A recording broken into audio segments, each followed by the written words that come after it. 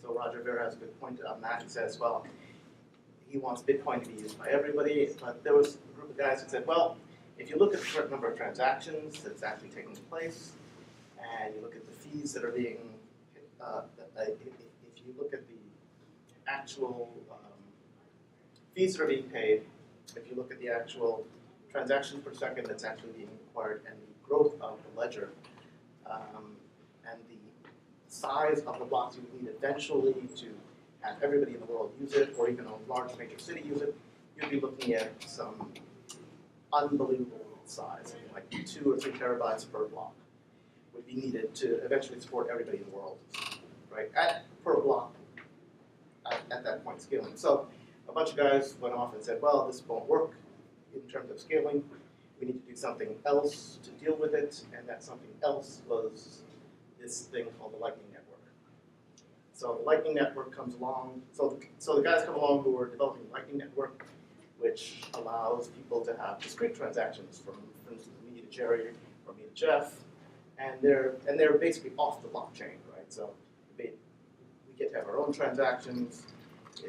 That scales appropriately. It does have a certain downside to it, though. It causes an eventuality of that scaling process. It is this thing called centralization, where you get hubs being developed. And so Lightning is off in its world, right? Meanwhile, you've got another group that says, hey, look, it may not scale for everybody in the world right now, but for now, you can make a bigger block. And it's not so bad, right? Obviously, we can get faster transaction times, get stuff to work, right? So let's, for now, make bigger blocks. And this is what we've done in the past, which just keep going, right? It's worked before. That was Roger Ver's group, and they created, so they caused a fork. And that fork was Bitcoin. But they didn't call it a fork. A fork developed because the community fractured. Okay. So this is the narrative now, I think, deviated a bit from because, well, first off, how many people have heard of the Lightning Network or I would call it a settlement layer that everyone's trying to push? If you haven't, it sounds like everyone has, so that's great. I would argue Bitcoin's value is a peer-to-peer payment channel, payment protocol rather, not channel, my apologies. And people like Joseph Hoon and Taj came out with a paper describing the Lightning Network. It's 57 pages, I think 49 pages, all talked about the routing problem and how to frou-frou it away and how to figure itself out in time. It never happened, of course. The routing problem is phenomenally difficult. And you would get, of course, this huge problem around centralization of payment hubs, because when you look at a payment channel, the way in which it works, the way in which you get around not putting all your transactional data on a blockchain, you create, if you will, minimum 3 transactions, and then the parties paying one another can go off-chain through some other mechanism like email or Telegram or whatnot, so you're not writing directly to the blockchain. Rather, both parties are writing and developing transactions and signing transactions and sending these signed transactions to one another. And should at any one time one of the parties want to bail, they could stop that and write that final transaction that they had to the blockchain and then get out and settle up. But it's effectively a settlement layer, which doesn't solve any problems, I feel. It's a transactional layer. So does everyone here understand why centralization is bad or centralization is not desired for Bitcoin? Okay, so let me talk a little bit about what centralization means. So there were a lot of other things that happened before Bitcoin. And the nice thing about Bitcoin is it's what we call decentralized, which means that if you wanted to say to Jerry, for instance, right? Let's say Jerry was a central authority, and you said to Jerry, I need you to stop doing whatever you're doing with Bitcoin, right? Some guys went to Mt. Gox at one point. Said, Mt. Gox, we need you to stop doing this stuff with Bitcoin because we think it's illegal, it's wrong, it's bad, whatever, right? And if you don't, we're going to shut you down. It's like, so people at Mt. Gox can say, well, we aren't doing anything with Bitcoin. We're just a point of exchange, right? So a while back, the state of California sent a cease and desist letter to the Bitcoin Foundation that said, you guys are doing something that is breaking our what is Money it? transmitter. Yeah, our money transmission licenses. And if you don't have a license, you need to have a license. You need to be a money transmitter. You need to know your customer. And so we want you to cease and desist immediately. Otherwise, we're going to come after you. But the joke was the Bitcoin Foundation was literally just a bunch of people just hanging around talking about Bitcoin. And they had nothing. They did nothing with. So it was beautiful. They sent a reply back. They said, "Hey, look, we're just a bunch of guys. We talk about Bitcoin, and you know what? You can cease and desist us all we want, but we're not doing anything. You can shut us down, but it's not going to affect Bitcoin at all. Bitcoin goes on with or without us, right?" So the beauty of decentralization, and the reason Bitcoin I think is unique, is they say this guy Satoshi Nakamoto created Bitcoin, but there is no Satoshi Nakamoto, right? He's either a pseudonym or he doesn't exist. You can't go to one person and say, "Hey, look, we want you to stop. We don't like what you're doing. It's interfering with our processes," right? So anytime you've got a central point like that, that's a problem for Bitcoin. That's a problem for any cryptocurrency. So the centralization we're talking about is a little bit less. It's that. So when a bunch of miners get together, and you've got a lot of mining pools, miners secure the network, right? So if you say that mining is a centralized behavior, and that we're going to shut down the top 10 miners, you can cause issues, but you won't stop Bitcoin because as long as somebody mines, it'll still keep going. So that's what we're talking about with centralization. Yeah, and I would argue that these payment or these hubs in which payments would be processed through are no better than, if you will, Visa 2.0, and you would have a point of interest that you could then go down and shut them off. That's very scary. Whereas with miners, if you shut them down, I'll grant you that there are large pools that could be shut down, large companies that are mining that could be shut down, but that would basically prompt, I think, a renaissance in private peer-to-peer mining, which is where we started off. And so, Yeah, it's no problem. Whereas with payment hubs, I mean, people will gravitate towards them naturally. We know that. They'll gravitate towards Coinbase or whomever, and those will be the large payment hubs. So the way these payment hubs work is that you have to put a certain amount of Bitcoin available in the float, and then it goes back and forth among your payment people, right? So if I have a lot of Bitcoin, then it's worth it for you to come to me to link up with me, because you may want to send a lot of Bitcoin to Jerry, who's also connected to me, right? So you can send a large amount of Bitcoin to Jerry if you can just establish a connection with me, right? Because I have a big payment. Wouldn't you agree? I mean, Lightning Network's been out for about 3 years now. It's out of beta for about 5 weeks. I mean, this is Duke Nukem, So all over again. So It's been going out forever. So I think Lightning is fast. I think Lightning. It's got a great name. I'll give it that. Yeah. Great name. It's got a. It's That's about new, it. That's all it's got. but I think it solves an inherent problem. I would argue it isn't, because there are other interledger protocols out there. In fact, Ripple basically sponsors interledger protocols working group, of which I'm a member. And about 2 years ago, I remember getting an email from Interledger, from Evan, saying, "Hey, let's bootstrap it. Everyone put $100 on 2 blockchains, connect them up."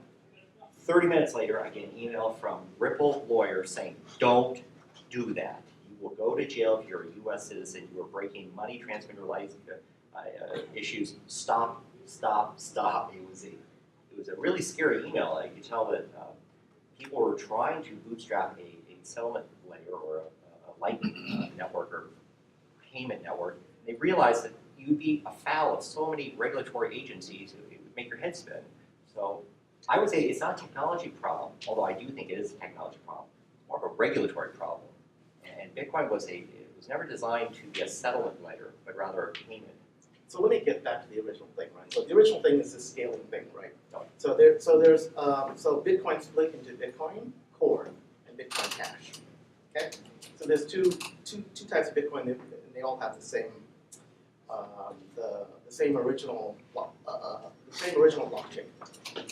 This is the Bitcoin Cash, Bitcoin Core. There was another one too, but they kind of fall into one place. Actually, there's probably about 20 other splits Yeah. after that took place. But most people think about Bitcoin Cash and Bitcoin itself. That shouldn't be Bitcoin Gold, by the way. It should be just Bitcoin. But anyway, so most people think of Bitcoin Cash and Bitcoin Core. because those are the two largest valuation on a per dollar basis. Bitcoin is somewhere around $8,000 for Bitcoin, and Bitcoin Cash is what, 2,000? No, it's 880. Sure. Yes, what? Yeah, you go to Oh, okay. So if you had Bitcoin before, you now have Bitcoin Cash and Bitcoin Core, and I think they're both fine. A lot of people I know sold their Bitcoin Cash immediately to buy some more Bitcoin Core because it was a higher valuation and they thought it was a great idea. I kept mine because I didn't really care. I have enough Bitcoin that I don't really need an additional 20% or whatever it is. It's interesting that when it was kicked off in August 1st of last August year, essentially, if you had any Bitcoin in your Bitcoin wallet, you would essentially get 1 Bitcoin Cash for every Bitcoin. It was like free money almost. And then a lot of people held it, and then they purchased Bitcoin with it. Well, we should talk about this because it wasn't actually August 1st, 2017, but rather in October. I remember going up to the city. I was on the bar to see my dentist, and Jeff Garzak tweeted saying the SegWit 2X has failed. We're not doing it. And I remember thinking, I retweeted immediately because I thought, if true, historic. And because at that moment it became apparent that a fork had occurred August 1st. Therefore, there were in fact 2 Bitcoins at that moment. Up until that moment, there was a possibility of what was going to be segregated witness 2x with a block size increase of 2 megabytes versus 1 instead of just waiting nonsense. But so it's kind of interesting because I mean, there are moments in history that you go, oh, I know exactly where I was that day. So for me, it wasn't that critical, so I just swept through it because I didn't care. I had enough Bitcoin that really didn't matter to me. If you have questions about segregated witness, Jeff and Tony will Or you discuss. just would love it. But we'll have that in the open format. So so there's 2. It gets to be a pretty heated debate. There was this thing over in Korea called the economy that took place where you had Samson Mao, who represented Bitcoin Core, and then Roger Ver, who represented Bitcoin Cash. He's been a big proponent of Bitcoin Cash. And so there was the comment babies were dying and people were doing face bombs with babies dying and all that. So Babies are dying because economic freedom does, have an actual impact on humanity. And so, if you can't, we in the West, we have state-of-the-art financial instruments that not everyone has access to. Sure. So this technology was not designed for us. So a lot of people go, well, I don't need Bitcoin Cash or Bitcoin or whatever cryptocurrency because I have Visa, I have Wells Fargo, and I have PayPal, etc. It works. True, it does. But this technology in my mind was built not for us, but rather for the entire world. It's truly for a global village. I think it's built for everyone to use, and I think so. The problem is that Bitcoin has become expensive because it's 21 billion. And everyone likes to think about, oh, I want to have a whole Bitcoin, it's going to cost a lot. But I mean, in actuality, you can get a fraction of the Bitcoin. You can divide all the way down to over 100 million. See, that's one thing I think a lot of people don't realize. So everyone says, oh, I have to buy 1 full Bitcoin. Yeah. I can't do it. That's not, it's infinitely divisible. So Up to 100 billion. We can always change that. It can be changed. Let's put it this way. So if Bitcoin went to $1 million of Bitcoin, right? Yeah. That means that you could actually have the equivalent of spending a penny by spending 1 Satoshi, which is 1/100 million. And plus, with Bitcoin Cash was now Flag Day, going to be an annual event. We'll be upgrading every year. So we don't have that block problem. size? We're having, for block size, going to 13 megabytes, but we can also change, of course, the 10 to the minus 8, we go to 10 to the minus 16 or 10 to the minus 32, it doesn't matter. Keep going. So, in a sense, the visibility, I think, throws a lot of people off. It's very convoluted. So there's a technical reason for Bitcoin Core and a technical reason for Bitcoin Cash. They both have their pluses and minuses, I think. I think that so a lot of people say Bitcoin is important. It's good to have the Bitcoin. Which one is the Bitcoin? If you want the more expensive Bitcoin, that's Bitcoin Core. Right now. It could be Bitcoin Cash in the future. We don't know. Because certainly Ethereum, the Ethereum that's here present now is not the original Ethereum. They have Ethereum Classics or that. So so I have both. I don't really care. If people ask me to buy Bitcoin, which Bitcoin should I buy? Basically tell them, well, most people will look at Bitcoin as the more expensive one, which is Bitcoin Core. A lot of people will look at it as Bitcoin Cash. And then there have been debates as to which is considered the true Bitcoin. But really, it's whatever you want. So let's move on to the ICO market. As you know, as you saw in the animation, it exploded last year. There's a slight misunderstanding in that more funds were raised through the ICO market than the early stage VC market. Not the entire VC market, but the early stage, which is typically funding Series A, sometimes Series B, but the later funding where they scaled up much higher levels of funding. So, Let me ask people, if I were to say 99% of all ICOs are scams, how many people would agree to that statement? Okay, and then if I were to lower to 95, how many people would agree? So how many people think maybe 50? Oh, well, very nice. I mean, well, interestingly, if you asked that question this time last year, yeah, most people would say, "Oh, they're all good, right?" Yeah. Well, I don't know about that. No, all you have to do is look at the history. I think I was the guy saying to at least one other person, probably at least 90% of all ICOs are scams, and I probably wouldn't want to deal with it. Yeah, I mean, if not outright scams, startups just fail for whatever reason. And I think that I think 2017 was the year of the ICO. Everyone was talking about it. Nobody was developing. It was just ICO. And I think a lot of bad practices started to emerge.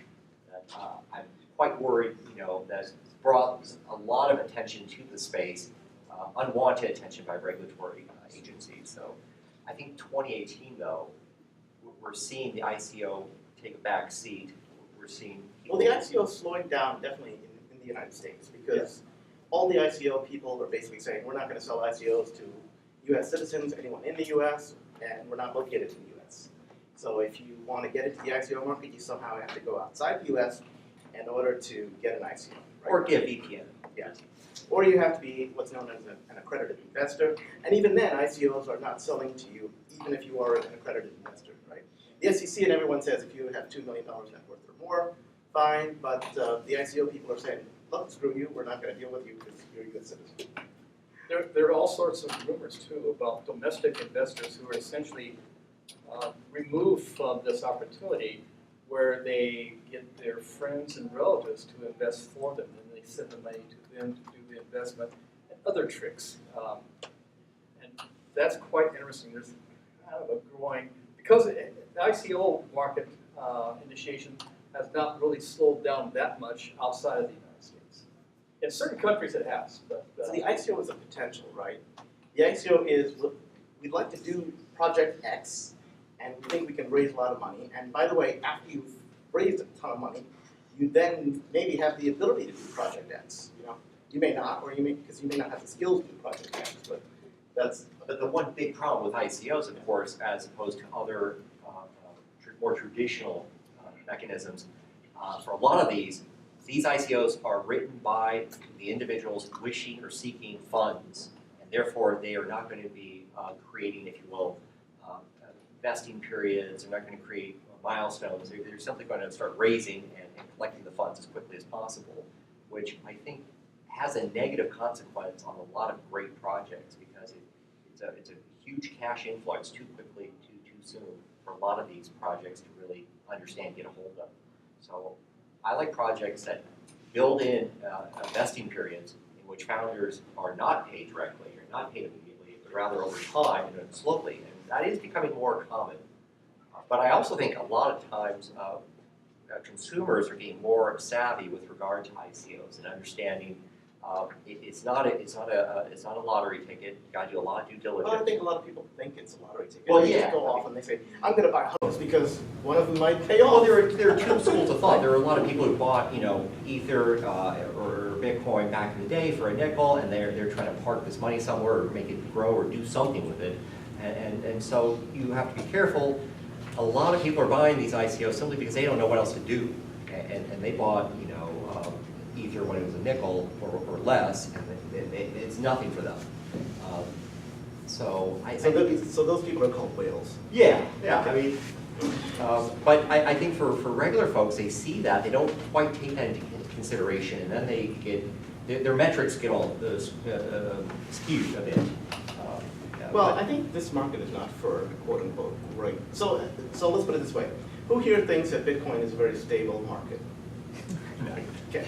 So Bitcoin is probably one of the most unstable markets around, right? On top of that, you've got the altcoins, which are a factor of 10 at least more unstable than that, right? Things like Litecoin, probably 10x more, right? Unstable than Bitcoin.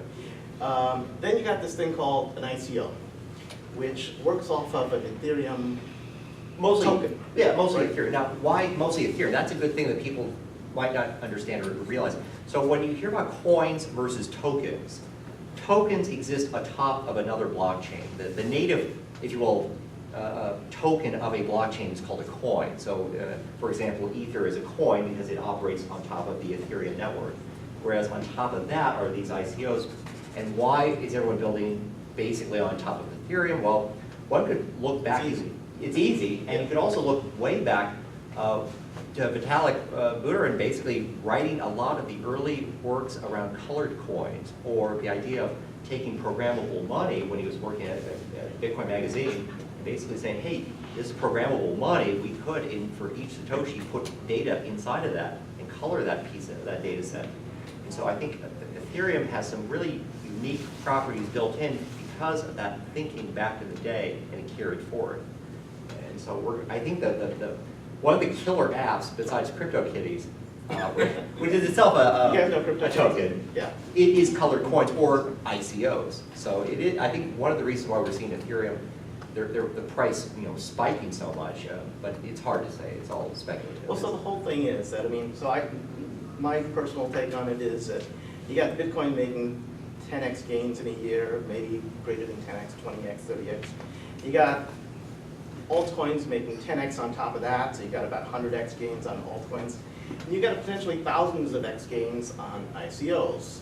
And my take on it is that, do you really need something with 1,000x gain and accompanying risk that goes with it? Most people don't really care. But if you got an ICO that is purporting to change the world, and it's something you really, really want to see happen, then you may want to fund it, because you may have money you want to throw away, right? It may work, it may not. The bug on burn it, Well, you might really hate Facebook, right? True. A lot of people hate Facebook and all that. And there are ICOs that are coming out that are purporting to be the next Facebook. Like one ICO that I think is useful, right, is Telegram. So Telegram ICO, it's an instant messaging kind of a thing. It was an ICO, but it wasn't ICO. No, I don't know why they did that. But they ICO. They did it simply because it's cool. It's what all the cool kids are doing. Yeah. They But thought they we're going don't to do one too. They don't need And they any did it funding twice. as a result, right? Yeah. So Telegram is free. It's a messaging app. And apparently right now, some guys in Russia declared it illegal because they can't control it.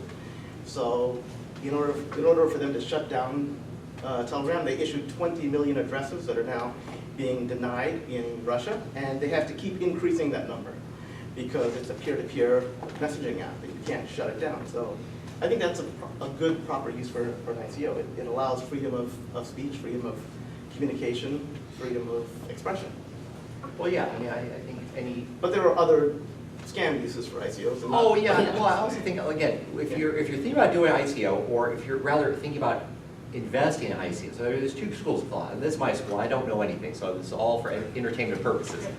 But due diligence is important.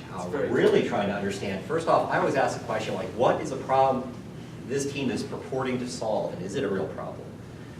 Is the team capable of solving it? Is there any sort of thinking there around the people trying to put this together? Should they be together? And then, do I even think that even if they did pull it off, so what? What's the community like?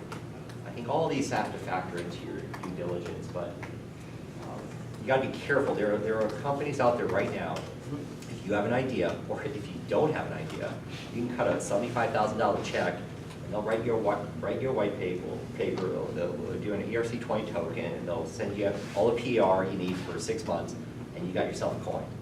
It used to be 150 at the start of 2017. It's since dropped about, I think in December, 75 was the going price. Now Does that include the Cayman Islands registry? all of it legal too. All of it legal. It's a turnkey solution, which, I mean, and there's more than one of these in the Bay Area, so you gotta be really careful. I mean, in fact, at this point, do you even read white papers? Because I don't. I see a white paper, I go, whatever. I Well, mean, if you want to have laughs, yeah. yeah, I mean, well, because nowadays white papers are almost meaningless because everyone's got one. It's probably plagiarized. I mean, if you really look hard, and if you do, you're probably going to feel bad because you probably already bought some of it.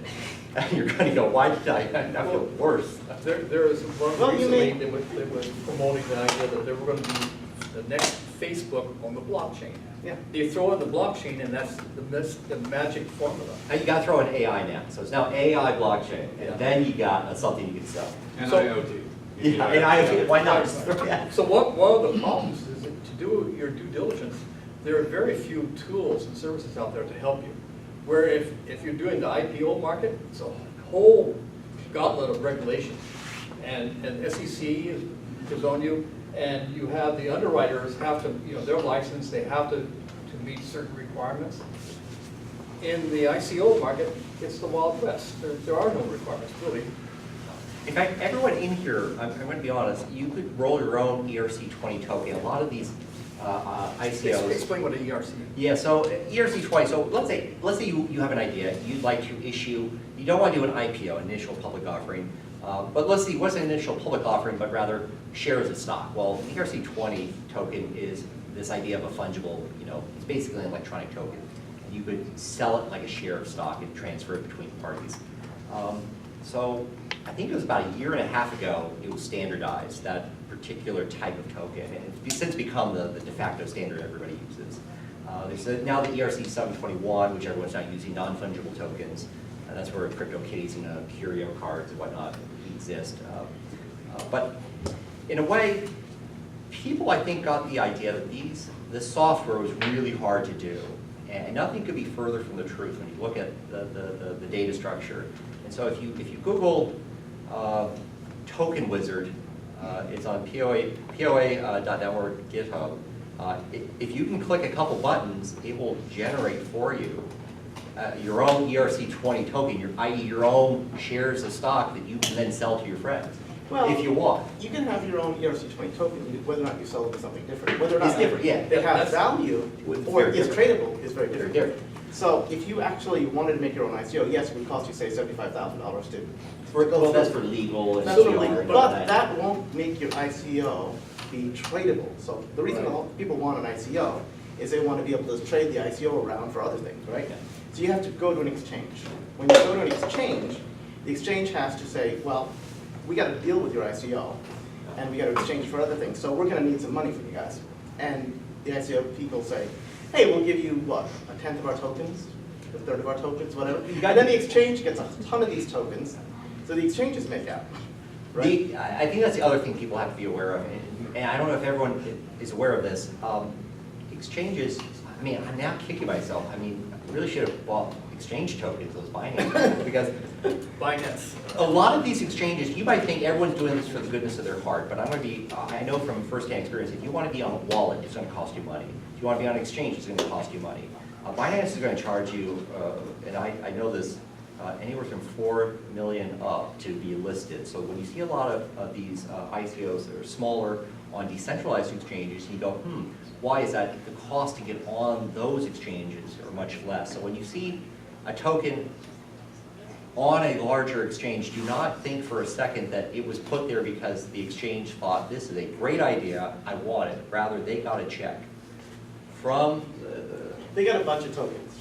or a So- bunch of tokens. or- Usually they want their tokens sold. Yeah, so Be exchanges aware and are there careful. to quote unquote provide liquidity, which means if you want to buy some of this stuff, they'll sell it to you. The other thing that exchanges do is, you can think of an exchange as the equivalent of a Goldman Sachs underwriting, right? If you want to go IPO, you have to have Goldman Sachs underwrite it, and they get a certain number of shares that they can give to their top clients and all that. Well, the exchange just gets a bunch of tokens, so. Well, but they also require you to have a market maker put in. So you have to pay them and also and basically be the whale. So you gotta do, so I think a lot of people, when doing their due diligence, they don't take into account that, and they don't realize that, they paid to be on this exchange, which is nice, and they're probably also putting their own tokens on the exchange in order to be a market maker. And I think if people understood this more, they'd be a little bit more hesitant to invest in a lot of these. That said, there could be some tokens that could be really useful. It's And very again, rare. I always look It's at possible. the team. I always say, hey, Yeah. is the team and Team the matters. problem that they're trying to solve, does it make sense to me? Yeah, are they capable of solving? Or, Have yeah. they done something like that in the past? And you still have to be careful because there are teams that put together where they have notable people or advisors, and they have no knowledge that they're being put on this team. It's a total scam. So you have to be careful. That happens quite a bit, where, May I borrow you my ICO? Yeah, I mean, it's so crazy. I mean, you'll see Oh, all these. I won't tell you, I'm sorry. Exactly. I mean, so it's really the Wild West, and so I definitely say to anyone, I think everyone here would agree, it's the Wild West. You really have to be super careful. You really have to do due diligence. Even then, I don't know if due diligence is enough. I mean, it's And just we're beginning to see for the first time a few tools, a few sites that do some checking, preliminary checking of the white papers and the ICOs.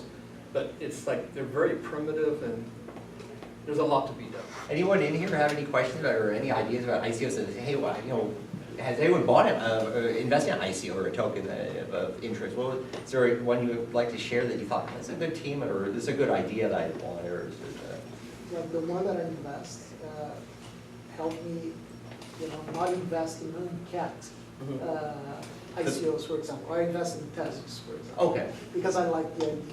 I think the idea is novel, something that if it was on the protocol of Bitcoin, you wouldn't have forks. It's be part of the discussion. But again, it wasn't a good investment for other calls. So you have, even if it's a good idea, it's a good team, can't go wrong. Firecoin as well. So. Yeah. But I think it was Tezos, like the formally verification part for the contract was much more better than the forking. I think like they have much more value over there because if you could formally verify a contract, reduce all the bugs, then I think it's the right way to go technically. But they had team drift, so much money. They were supposed to be out on December. Yeah. So, Draper's a force by himself, and Yeah. that's a difference. but they structured it very differently, right? Yeah. They had to like the company, the foundation had to buy the chain from them again and all those structures. Like, nobody knew before investing. I think as bad as it is now, I think the future for ICOs is actually quite positive. They'll probably take a few years because there are a lot of really valid projects. They're worthwhile. It's just right now it's hard for them to gain any traction. Think of this as the stock market from 1918 or something like that. Rules are not so strict right now. You got a bunch of scammy people on there, but if you bought some IBM stock right back in 1918, Sure. chances are you'd probably be doing okay. Even better when it's 3M. There you go. But do you think there is a lot of like technology needed to go ahead for these companies to actually execute what they're planning? Like if you read their white papers, they do talk stuff which are technically incorrect, and they say we're gonna do this, it's gonna be this decentralized and all this stuff. But So, if in 2 years, if you look at it, it's not possible. so try to talk to them, right? Yeah. There's no reason you can't send an email to them. So if someone's doing an ICO, right? So like I invest in things apart from Bitcoin and cryptocurrencies as well too, right? So if I have some questions about how a company that I've invested in is doing, I send them an email. I usually send them an email typically just before they announce their quarterly results meeting. And the reason I do it then is I get a reply back.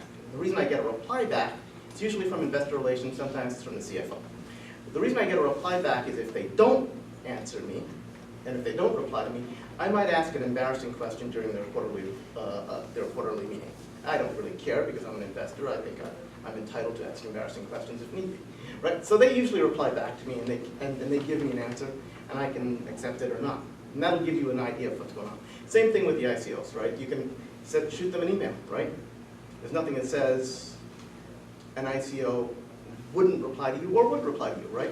Because now it is the Wild West, and you can go on Reddit and say, hey, I got this reply back from this ICO, they're full of crap. Or you can say, hey, these guys might have something. Well, I actually think it's getting better because I think the term ICO has fallen out of favor. I think we're gonna stop seeing that particular phrase, because I think we're gonna start hearing, I like this idea of a token contribution event, whereby you are contributing, But the Yeah, legal much like term- Kickstarter. The legal term is token generation, Yeah, TG. generating event, it's TG. And you're not buying, selling, you're contributing and getting a token, which I think is. And that token may or may not have value. Oh, it doesn't have Yeah. Yeah. but they'll tell you that up, down, sideways. But I think this year though, I think everyone got burnt out on ICOs and that whole craze, and now everyone's going back to building actual technology on top. I personally like the altcoins because they do something a little bit, so they're not an ICO, but they're a derivative of the original Bitcoin, and they promote other types of things. Like, for instance, there's Litecoin, which proposes to be faster, cheaper than Bitcoin, and it's an altcoin, right? They changed 3 lines of code or something like that, and then they changed their proof of work to be script. But essentially, they changed like 3 parameters, and then you got a new coin. It's currently it's what, the 4th highest market cap? Yeah. Coin 4th or of- 5th, yeah. 4th or 5th up there, right? So there's other things like that. There's Dash and Monero, which promote more privacy on their transactions. So, I also think that we're going to start seeing what I term a hybrid approach, where you actually go after traditional funding, seed or VC funding, to get to a certain level. Then they go and try to essentially initiate a coin offering or token offering to scale, get the company into scaling. well, I think the guys who want to make who want to bring a lot of cash into their ICO want to put their best foot forward, right? So when you put the best foot forward, you're going to have pre-invested already. You're going to have a bunch of high-end techno people, some high-end finance people in there. Steeper barrier too, You know? because the real investors are going to do their due diligence before they start backing them. Right. Yeah, so why don't you talk about that, the life cycle of entrepreneurial endeavors and how that's going to change? Say, go back 5 years before ICOs really caught on. You have an S-curve on it? No, I don't have it handy. 5 or 10 years, what? So this typical thing is called, Jerry likes to call it the hype cycle. I call it the S-curve. The hype cycle, the hype cycle and the S-curve are different. The hype cycle has a big bump before you get into the S-curve. Right.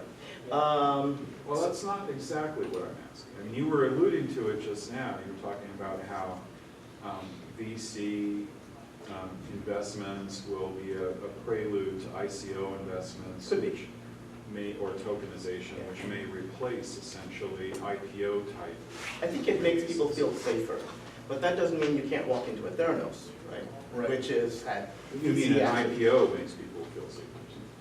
I think having VCs and other people who have a lot of money, who are well-known investors, invested in a particular project makes other investors feel safer. And they think, oh, Andreessen Horowitz is in there, I can't get hurt. These guys did their due diligence. Sure, Menlo Ventures. Exactly. And yet we know that Kleiner the Perkins. VC batting average is actually quite low. Yeah. It's not so much that they've done their due diligence, it's that they have a higher proportion of all the available data. That's just conventional financial theory, is that they have more resources to throw at getting all of the data, so that if there is a chink in the armor, they can see it. Personally, I think they're subject to FOMO as much as the next, Yeah. the next guy. And But on the it's- other hand, remember this used to be discounts, now you have to give honors. And by getting in, they're, pretty much getting the benefit that others are not getting. That's something that's critical, that I think people now are aware of, the Tim Draper discount. So whenever you see whenever you see somebody coming in and really buying, and they're well-known, they are not paying what you're paying. Probably And not. They Probably not. Yeah. probably not, okay, Give them the benefit of the doubt. benefit of the doubt. Ooh, that's So quite- that brings up a really interesting point, it's a discount, because recently, just the other day, the New York Attorney General sent a letter to a bunch of exchanges. And they said, look, we'd like to get some information from you guys. Now, these are exchanges that are not located in New York and all that, right? We'd like to know, gee, has anyone gotten discounts on these tokens or securities? Are these securities? Has anyone got, what kind of things do you do to protect investors? Do you actually do KYC? A whole bunch of other stuff, right? It was like 10 pages of questions and all that. And he said, it's just, for us to get to know a little bit more, right? So a lot of exchange, Kraken, Yeah, their response was so- basically. yeah, Kraken's response basically just gave the finger and said, we're not New York, Does everybody I'll know let you, what Kraken is? no. So this is one, there are many different, They're in San Francisco. yeah, what, the dudes are in San Francisco. The dudes. Yeah, they're incorporated. I don't think we know actually. Does anyone really know where they're? They say they're in San Francisco. No, I mean, It's just, probably Europe. Well, the headquarters. I mean, Jesse's in San Francisco. He's having, But Kraken is one of the biggest exchanges around, yeah. there are a lot of exchanges that I think no one knows where they're located. I mean, even Binance, I don't think anyone has really a mailing address to them, right? Nobody knows, they're somewhere. They're moving to Malta, we all kind of know that, but maybe we don't know. So when you really start looking at this, it becomes really quite scary because you go, whoa, so if I want to buy this or trade this, I have to go to these exchanges. You go, well, obviously they must have an office, right? And they go, So that brings up a good point. There's a question of buy versus trade. yeah. If you want to buy Okay, something, yeah. you go to an exchange, you buy your whatever you want, like say you buy Bitcoin Core, then you should really take it off the exchange. Because if it's on the exchange and you keep it on the exchange wallet, you don't really know if it's there because the exchange could pull a Mt. Gox on you. You never know. Also, so a lot of exchanges are trying to get US pairings with other coins, so you could actually buy. Right now, for Americans, it's kind of hard to actually buy. You're either going to Coinbase in San Francisco or Gemini, but there are other exchanges that will take US dollars. And they're coming more and more. It's easiest to go to Coinbase or Gemini. It's easiest to go. If you're retail, you go to Coinbase, they'll treat you, it's basically like going to Sears, you're gonna just get it. Well, retail is up to what? $1 million, $2 million, something like that. Well, no, retail for them is just, if you just go on Coinbase.com, GDAX, I always thought GDAX was for everyone, but they think that's for just I think, expert users. oh, But, it's kind of interesting. But to your question, actually, I wanted to bring back to you real quick.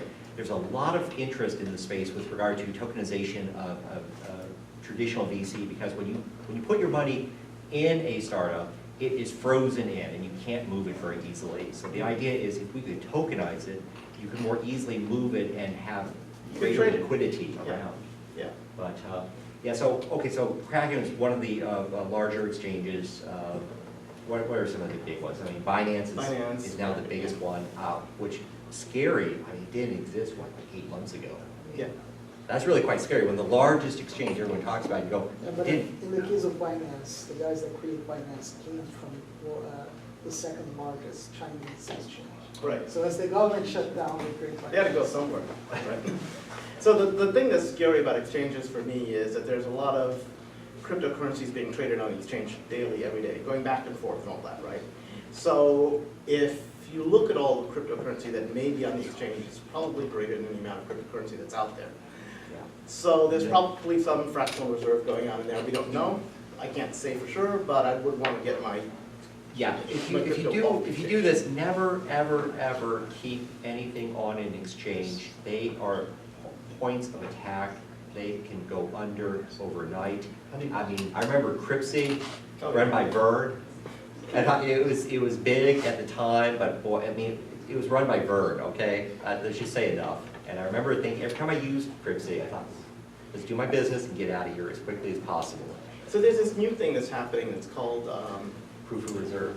well, it's the whole wallet thing and atomic swaps. Well, you see that more and more on the decentralized exchanges. Yeah.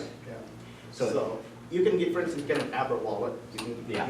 you can put some US dollars on there, convert the dollars into Litecoin or Bitcoin, freely convert among 20 different cryptocurrencies right now.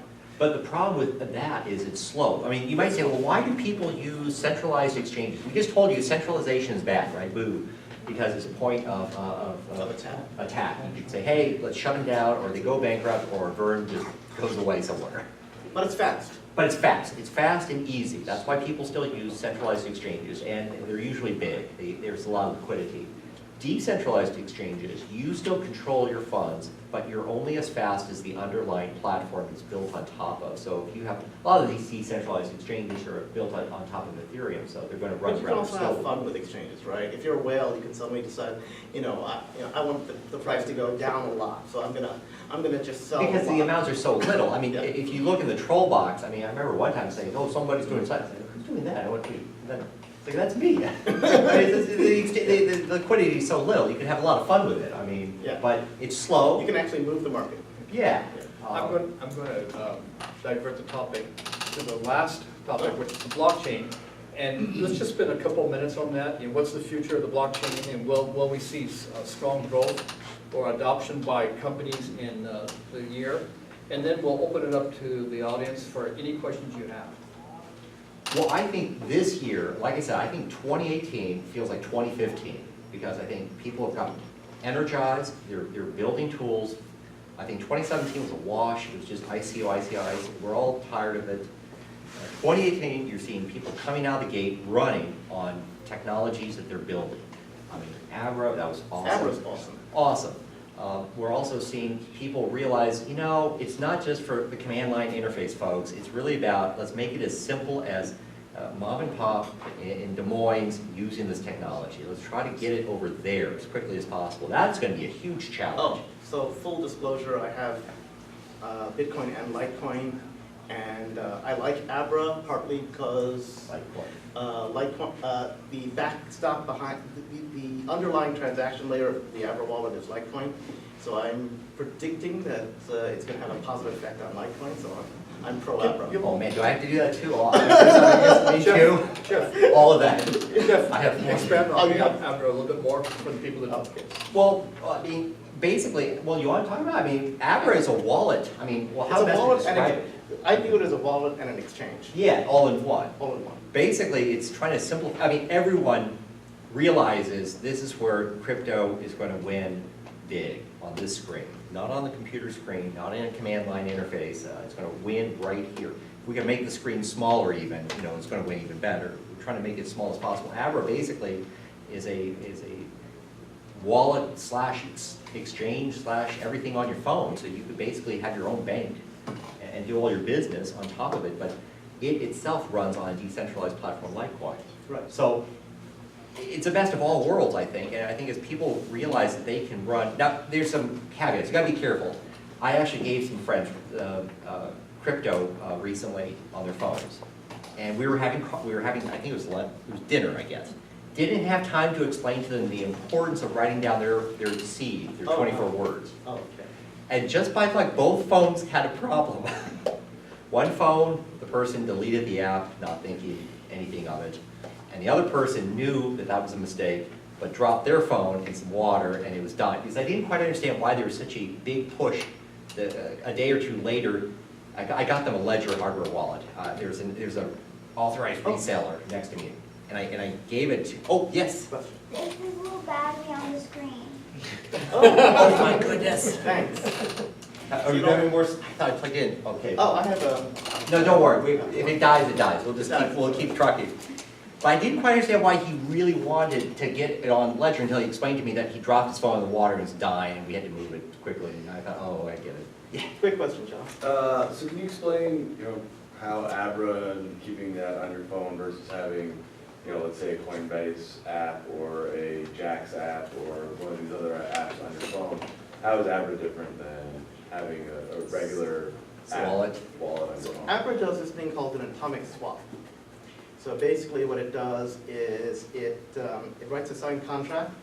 It writes an automatically executable contract that says, I will swap this amount of Litecoin for this amount of Bitcoin, transfer this Litecoin over to your wallet, say, and then that will also, there's another contract that says that you will convert that Litecoin over to Bitcoin with an atomic swap on that wallet.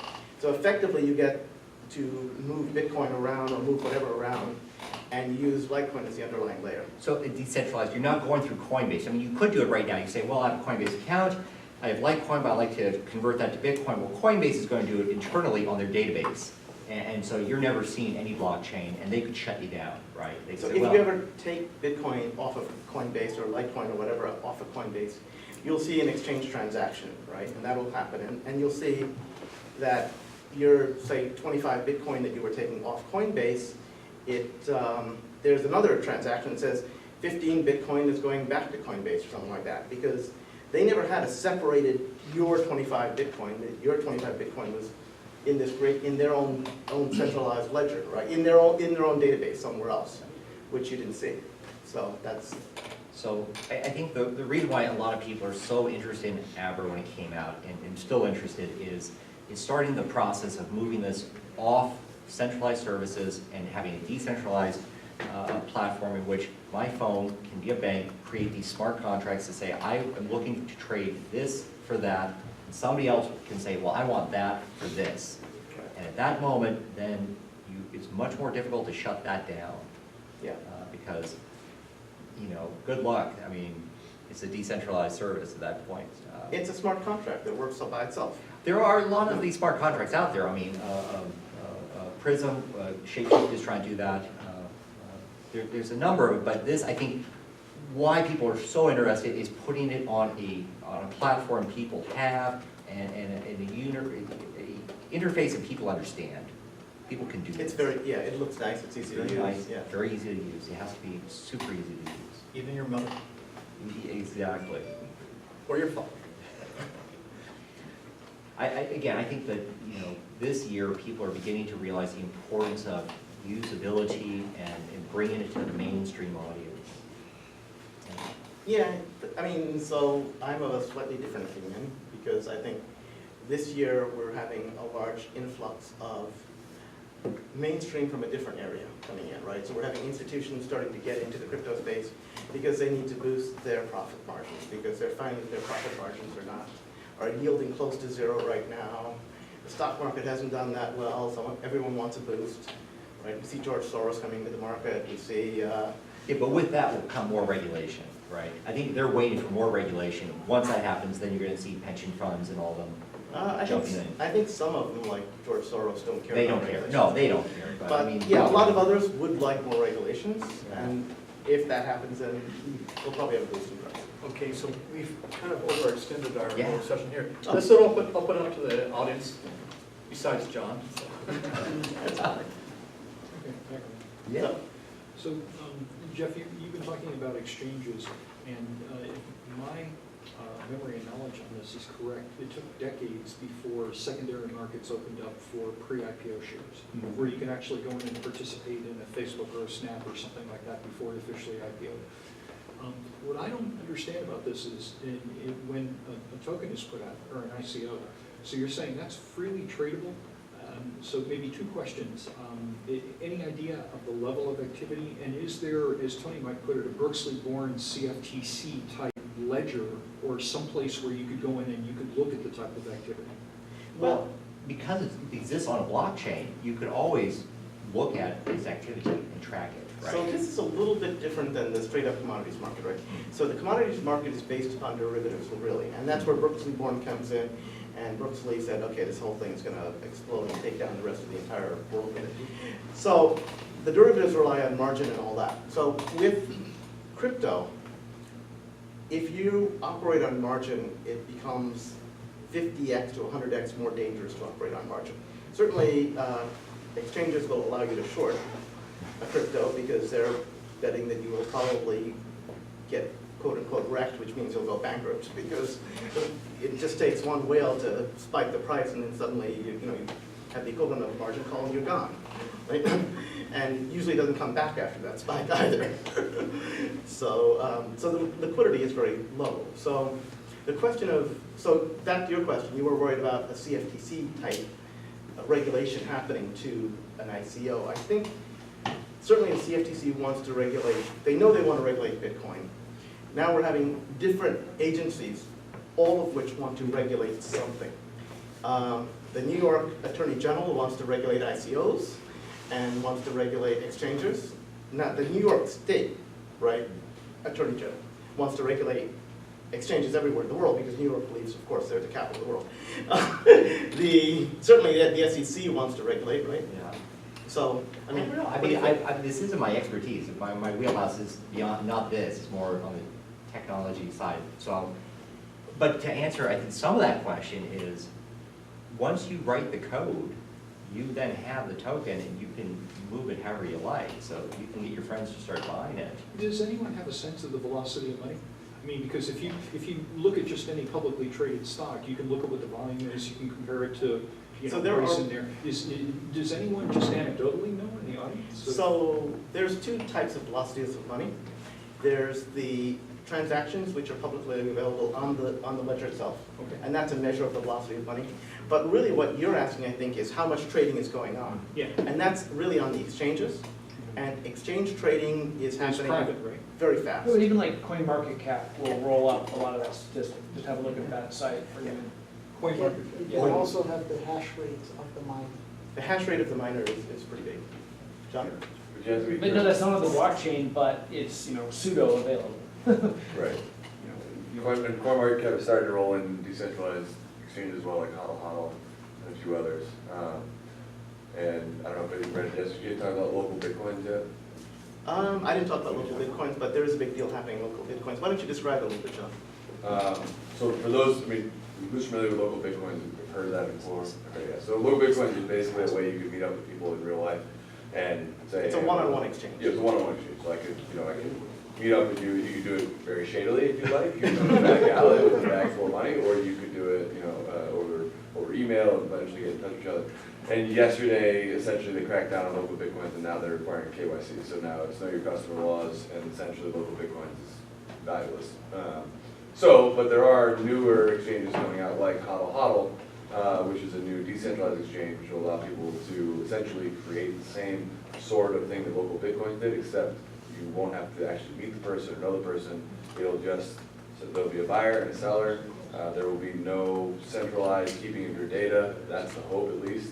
I haven't really seen how it's going to work exactly yet. I've been looking into it a little bit. But if it does work that way, that is the future. That's what I see in 2018 as a big thing, is decentralized exchange and doing autonomous ones. So, but local Bitcoins, unfortunately, is essentially shut Yeah, I down. love local Oh, Bitcoins. it is an on-ramp though, whereas the exchanges aren't really. Yeah. Oh, and another thing Exchanges is the require- over-the-counter market is massive, possibly as big as CoinMarketCap is, but there's very little way to track that. So it's tough to get a percentage of how quickly that money is moving. I would say that any estimation that you're seeing is probably a lot less than what is actually happening. Does anyone anecdotally, do you know of any examples where a token was put out and then it's been completely dispersed? The original people are gone now? Oh, that's a lot hard to say. Probably very few of those. I think Bitcoin, there's a wallet out there with 1 million coins in it that have been sitting still since Satoshi was gone. I can't imagine. We'll see what happens next year with Mimblewimble, is that project that I've been talking about for a while, which has been in talks for about 2 years now. And that is going to be a blockchain-specific, released mine from day one. And it'll be interesting because unlike Bitcoin, where there were maybe 30 people that knew about it, there's going to be a large population of the people that are in this space in crypto that will know about it when it's released and when the mining is available for people to come and start getting into it. It'll be really interesting to see how well that gets decentralized and dispersed, because it really will be a free, there will be no changes when it gets out in the very beginning. It will just be mineable, at least for the foreseeable future in the beginning, and we'll see. And it's supposed to be mineable by your personal computer. That's the idea. No ASICs, none of this other stuff. I'm sure it's going to be tough to fight against GPUs and things like that, but beginning in 2019, we will see Mimblewimble being one of those projects that really will kind of test that idea of truly decentralized and truly dispersed coin. It should be really cool. Yeah, it'd be really cool. On the OTC, all those ICOs, they have to generate, cash out of Bitcoin and Ethereum. So there's banks that specialized on OTC just for the ICOs, mainly in Europe. Yeah. So, and those, people are attracted to those too. So But Raj hey, has if a you're not question. checking coin market cap every 5 minutes, I don't know what's wrong. Never checked it That's once. where I'm living, so. So Raj Yeah, has a I'm question. the idiot in the room. So I believe Raj has a question in the back. Quick question, guys. So one thing I will be interesting is to take a poll about how, everybody here is, or where they're saving their coins. Like, are you guys leaving them on exchanges, or using hardware wallets, or you're using desktop wallets, or using paper wallets? Who'd be good to know? I personally like computer wallets. If you have a lot of Bitcoin, there's no reason you shouldn't have your own Wait. personal computer that basically. Really? Yeah, Yeah. I have it. Isolated. I would be. I'm sorry, Tony, what are you using? So I use, And where is it? I use my own computer, It's a secret location. which does nothing but wallets and that's it. It doesn't, there's no web browsing on it, there's nothing else on it. Yeah, You so can't an air actually- gap, Yeah, okay, I got one of those too, Yeah. but I mean. so, I mean, as a result, you know, you can get a ledger from somewhere Yeah. and put the ledger on, see what's going on and all that.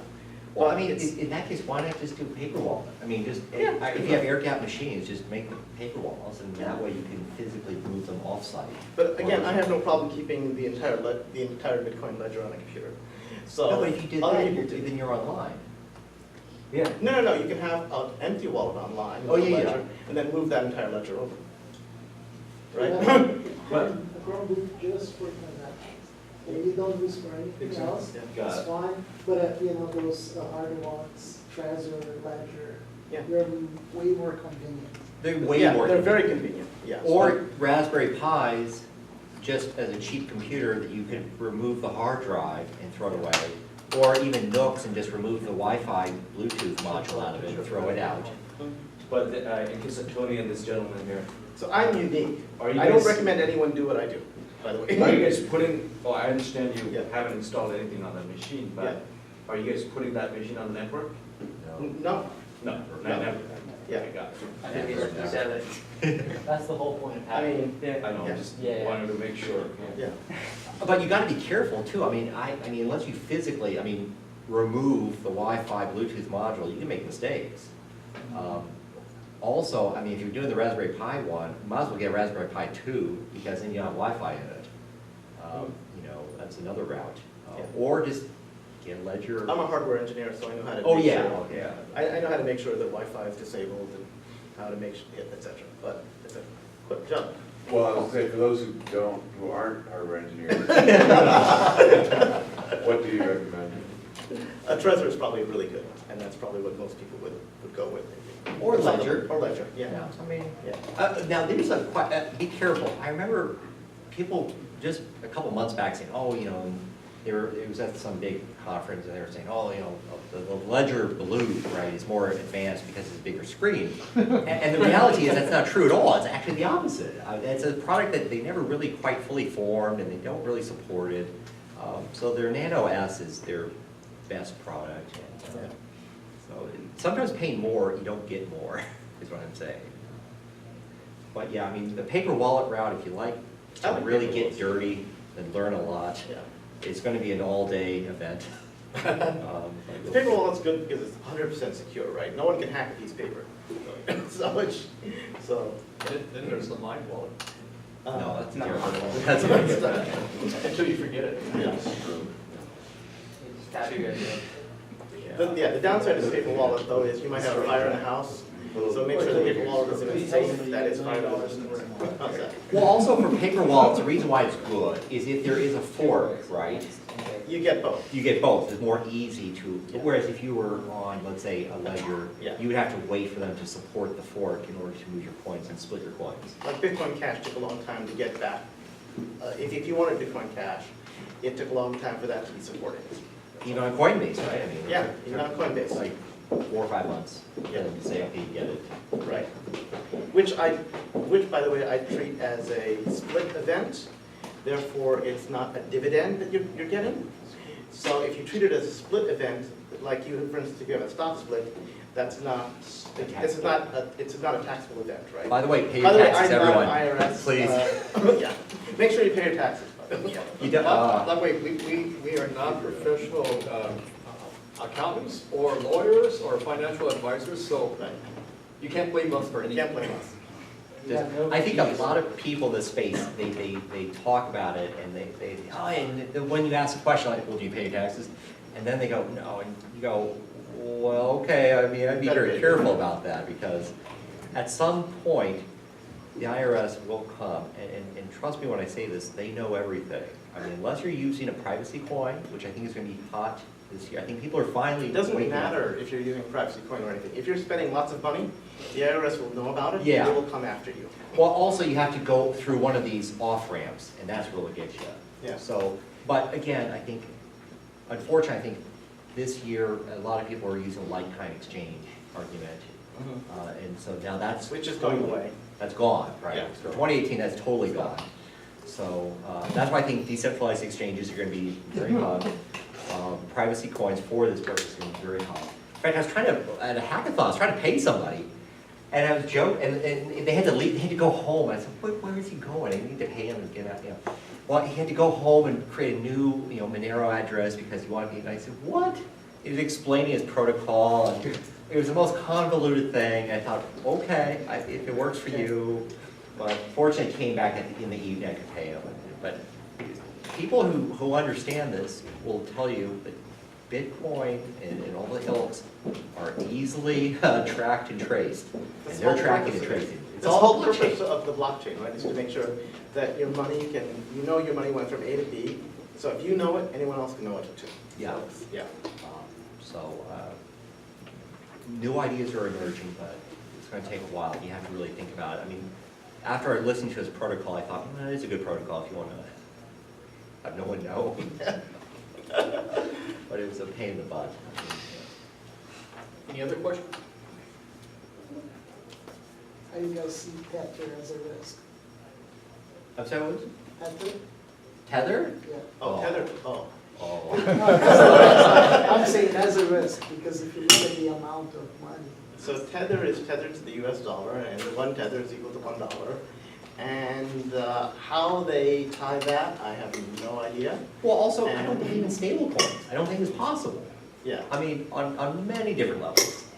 I mean, I understand the allure of it, right? They've got to go through a bank that is not practicing KYC or AML of some type, right? Because it's. What do you think about Steemit? Because they have Steem, they have Steem I Dollar. like Steam. Steam, I like. They have Steem Dollar, and what's the other one?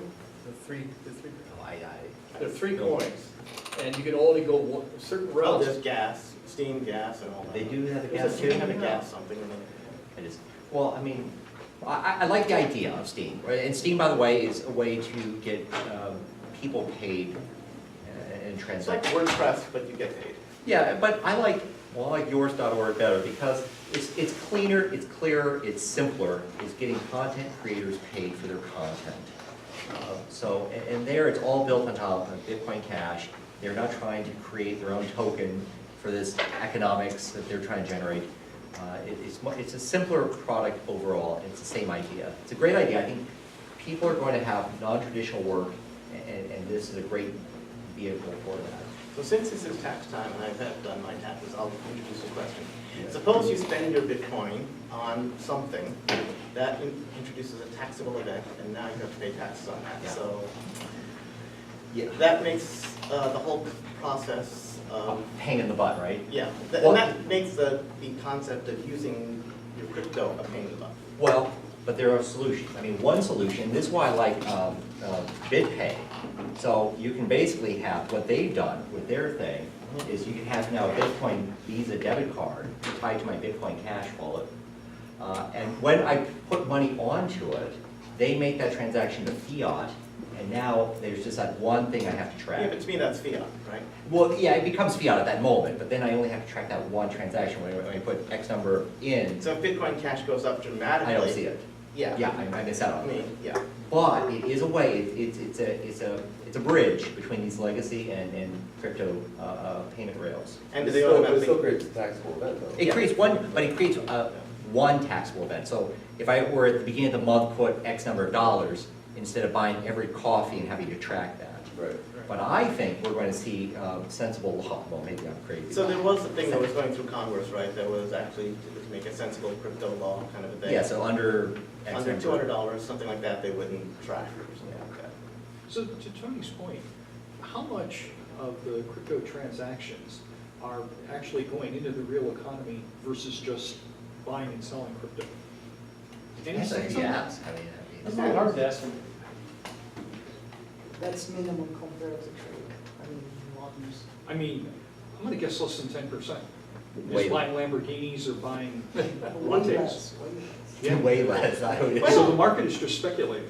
At this Well, moment. let's put it this way, if you look at the stock market, right, 95% of that is by high-frequency traders, which are not even human beings, they're just computer algorithms going back and forth trading. And then there's one event where a human being says, I'm going to cash out some of this stock, right, and they actually sell that stock, and then they can use that money they get from that for other things. And that money that they use is probably not going to be that much usage compared to all the stock trading that happened for the 5 years that your stock was in the market there. But I think, to the point, I think once we get a closed looping, once we have more closed looping where people can earn and pay all in crypto, that's going to be the boom moment. So when people can create content, get paid in Bitcoin Cash, and use that Bitcoin Cash to buy products that they use every day, and keep it all That's going to within. require laws I think so.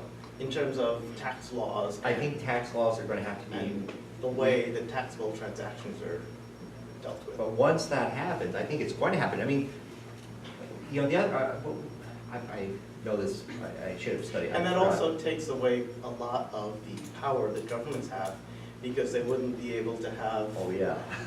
they wouldn't be able to make more money. Right? Well, basically, you're decoupling money creation from the state. So, And at that moment, it becomes quite interesting. so does everyone here love to pay their income taxes, right? You know, our government spends about, $1 trillion more than they get in income taxes. So would everyone be willing to pay, I don't know, 50% more in income taxes to support our government and everything that they're spending, Tax crypto. right? Because if we went all crypto and everyone had to pay for that, and you have no inflation, right? Because the way they are able to spend more money is by inflation. You have no inflation now, you gotta pay for it somehow. Or worse than that, if you print more money and there is no inflation. There is. Oh, that's happening now. That's 2009. Because if you look at US and some countries in Europe, developed economies, the inflation did not follow the amount of money printed. But that's because presumably the money just stayed in the bank ledgers, right? Yes. They were greedy, they protected their own balance sheets, and they didn't put it to work in the economy. Well, So that's what I mean, it's not real So dollars. that brings up a really interesting point. Once the money that's been printed, quote unquote printed or exists, hits the market in some way, that will cause the velocity of money to increase, right? And then that means that money will have less value compared to goods and services and products, right? Already inflation removes things that I like to use like food and gasoline because they're considered too volatile for inflation. But once you have all this extra money hitting the market, right, that's going to cause prices to go up dramatically. And that's a scary effect. But I would say that governments are looking at this seriously. I mean, the Federal Reserve out of St. Louis has been studying FedCoin for quite some time. It would be a great tool to basically have fine control over money supply, so you can turn money on or off. And you're seeing small states and cities looking at coin offerings to solve problems. Berkeley recently has come out with an ICO, with an initial community offering.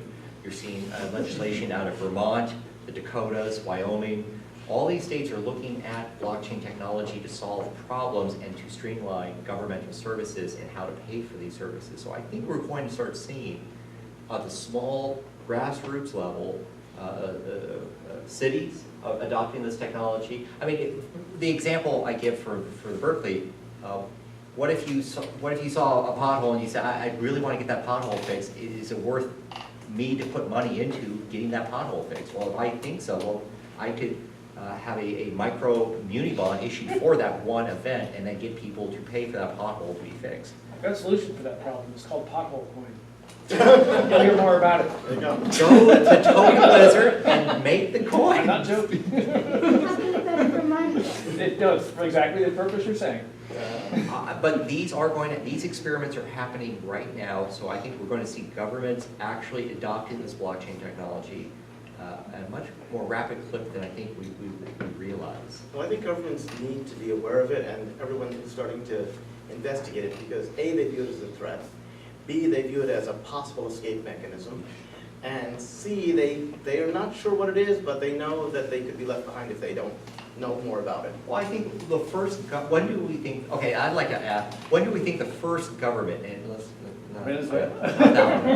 is going to adopt blockchain-based currency? They're going to say, hey, we're going to do this, and not make their own. They're going to say, I think we're going to make our own for a decade or so, but when will we say that doesn't work because nobody in China is going to accept Fed coin, just like nobody in America is going to accept China coin unless we have these complex, convoluted routing to cash out. But they'll say, hey, Singapore, when will Singapore say we're using Bitcoin? Because why not?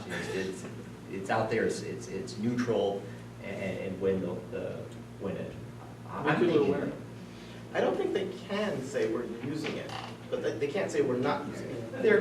their monetary authority is really interested in crypto. I think that they would. I think Greece tried to go down that route a while back, and then the ECB said, no. Yeah. When you say national, are you talking about a, crypto version of the US dollar, like Tether? Is that what you're saying? Well, yeah, I mean, we've got that in Venezuela with the Petro. When is that coming online? Is that online already? I don't know, it might be. It might be already. That's not a sovereign currency or crypto. It's more of a Petro bank. But I think they're trying to use it so you pay your taxes in it. Yeah. So the big thing is tax coin, right? The way I see it is I think every country will have a crypto version of their currency, but there won't be a limit to the quantity of, Yes, so that brings up an interesting point. I think it did happen. Russia did say that they are doing a crypto coin. And I think they're all going to, but when they will all say, hey, there's no value add, or the value add for that isn't quite as great as if they used a third-party coin An that nobody existing, controls, yeah, right? yeah. That's the whole reason. The whole reason why you want to use crypto in the first place is to remove frictional barriers. Well, Otherwise, it's just DLT, or distributed ledger technology. You've got one distributed ledger talking to another distributed well, ledger. the other thing So we already have. is like you said, if you view crypto really as being for the billions of unbanked in the world, then their governments don't want them to use crypto because they can't confiscate that, they can't inflate that. So for the billions of unbanked, crypto would be fabulous.